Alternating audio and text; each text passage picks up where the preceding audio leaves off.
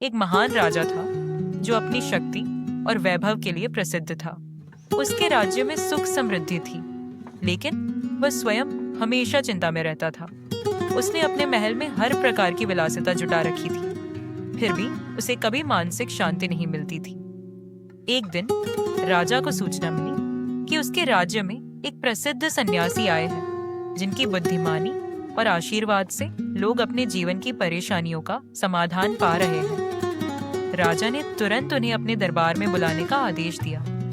जब सन्यासी दरबार में पहुंचे तो राजा ने विनम्रता से पूछा, मुझे बताइए, मेरे पास सब कुछ है, धन, महल, सेना और ताकत, फिर भी मैं हमेशा चिंता में रहता हूँ। मुझे सुख और शांति कैसे मिलेगी? सन्यासी मुस्कुराए और बोले, महाराज, आपकी समस्या का हल बहुत सरल है, लेकिन पहले आपको मेरी एक छोटी सी शर्त माननी होगी। राजा ने उत्सुकता से कहा, बताइए सन्यासी महाराज, मैं आपकी हर शर्त मानने को तैयार हूँ। सन्यासी बोले, आपको केवल एक दिन के लिए अपना राजपाट छोड़कर साधारण इंसान की तरह रहना होगा।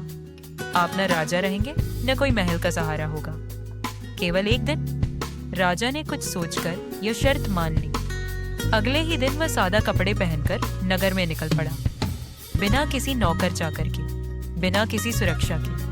पहली बार उसने आम लोगों की परेशानियों को करीब से देखा। किसी को भोजन की चिंता थी तो किसी को अपने परिवार की, किसी के पास रहने को घर नहीं था तो किसी को बीमार माँ बाप की देखभाल करनी थी। दिन भर वह इधर उधर घूमता रहा और जब शाम हुई तो वह बहुत थक चुका था। पहली बार उसने अनुभव किया कि वास्तविक जीवन में केवल धन और वैभव ही सब कुछ नहीं होते।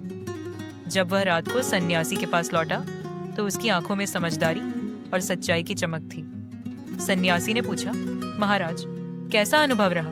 राजा ने सिर झुकाकर उत्तर दिया, महाराज, आज मैंने समझा कि सुख और शांति केवल ऐशो आराम में नहीं बल्कि संतोष में है। जब तक हम दूसरों की परेशानियों को नहीं समझेंगे तब तक हम अपनी परेशानियों को भी नहीं पहचान पाएंगे। सच्चा सुख और शांति दूसरों की मदद करने में है, न कि केवल खुद के लिए जीने में। सन्यासी मुस्कुराए और बोले, यही जीवन का सबसे बड़ा सत्य है महाराज। धन, पद, प्रतिष्ठा से केवल बाहरी आराम मिलता है, लेकिन आंतरिक शांति केवल तब मिलती है जब हम संतोष और परोपकार को अपना लेते हैं। उस दिन के बाद राजा ने अपनी प्रजा की भलाई के लिए कई योजनाएं बनाई और हर जरूरतमंद की सहायता करने का प्रण लिया। धीरे धीरे उसके भीतर की चिंता समाप्त हो गई और वह एक सच्चे, शांतिपूर्ण राजा बन गया। कैसी लगी आपको यह कहानी? अगर अच्छी लगी हो तो अनमोल वचन कहानियन चैनल को लाइक, शेयर और सब्सक्राइब जरूर करें।